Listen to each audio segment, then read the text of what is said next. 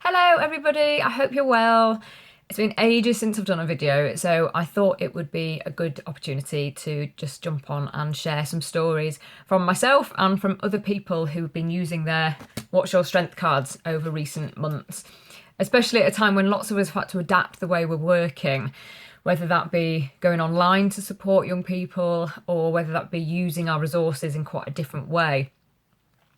So the first story I want to share with you is how Watch Your Strength can be used via video link.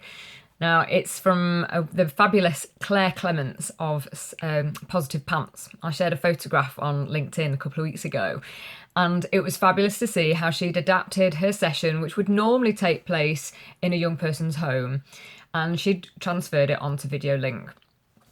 So she used her Watch Your Strength cards with this young person by selecting the 5 activities or experiences that were most important to that young person. And Claire was holding the cards up and they were going through the list of the words together on the back. Meanwhile, the young person was creating just the most fabulous mind map with the big wow from the card she'd placed in the middle of her paper and surrounded it by just the most fantastic range of different skills and qualities that she'd discovered from using the cards.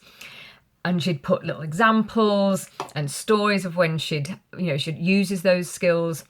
And I know that Claire will return to that mind map with that young person and work through that even further.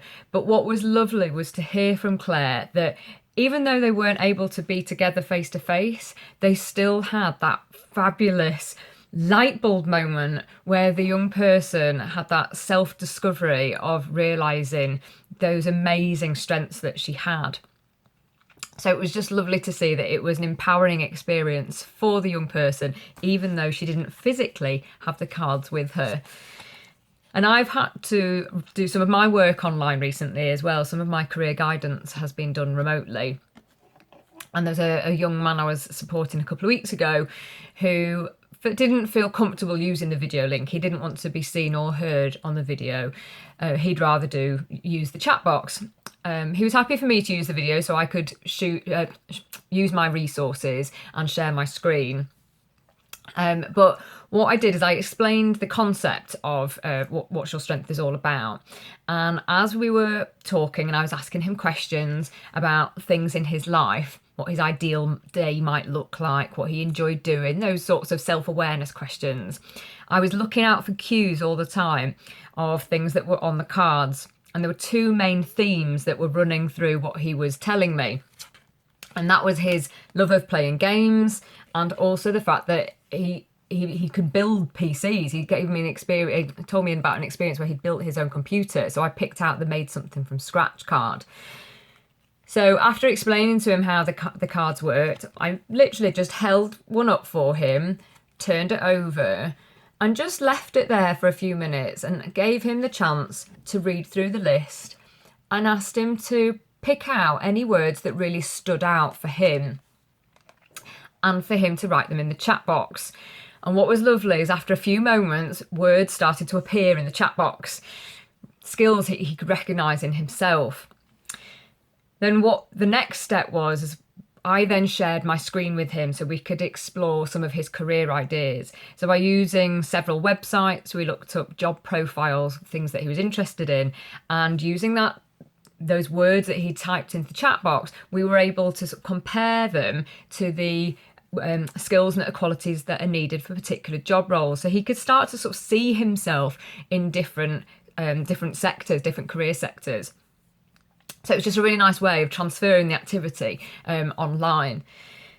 Now, I have been lucky enough to be able to continue going back into some of the schools that I work in. I know not everybody has, but lots of careers advisors have been contacting me to tell me how they've been changing and adapting the way they've used their cards to fit with the COVID restrictions. So what I've been doing with mine is having them on a table away from where I'm sitting with the young person and just having them laid out.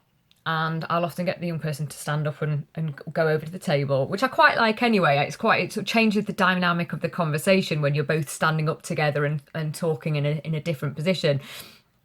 So I asked the student to look over all of the cards and select the ones that jump out to them, things that are important to them, subjects that they are best at. The only difference is they don't physically pick up the cards themselves, but they're still in the driving seat. They're still the person doing the selecting and the choosing. I'm just the person picking them up for them. And then once we've sat back down again, I'll turn the cards over one by one and allow the young person time to look through it. And then we go through different activities to do with their career planning or decision making based on their list of skills and qualities. So it's still empowering for them because they're selecting the cards. I'm just physically turning them over for them. And it still seems to be working just as powerfully as when the young person is picking and holding the cards themselves. Now, one of the other things that I've loved so much over the last few months is hearing how people have used the cards at home. Often the stories about people using them in a work setting, but more and more people are using them at home with their own children, which has been so lovely to hear. One of my favourite stories was back in the summer with this wonderful photograph of this person's son sitting at the table using the cards, and the caption was some after dinner self-esteem building, which I thought was fabulous.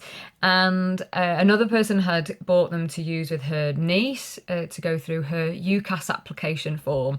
And obviously there's lots of young people at the moment who will be thinking about that with the deadline coming up in January.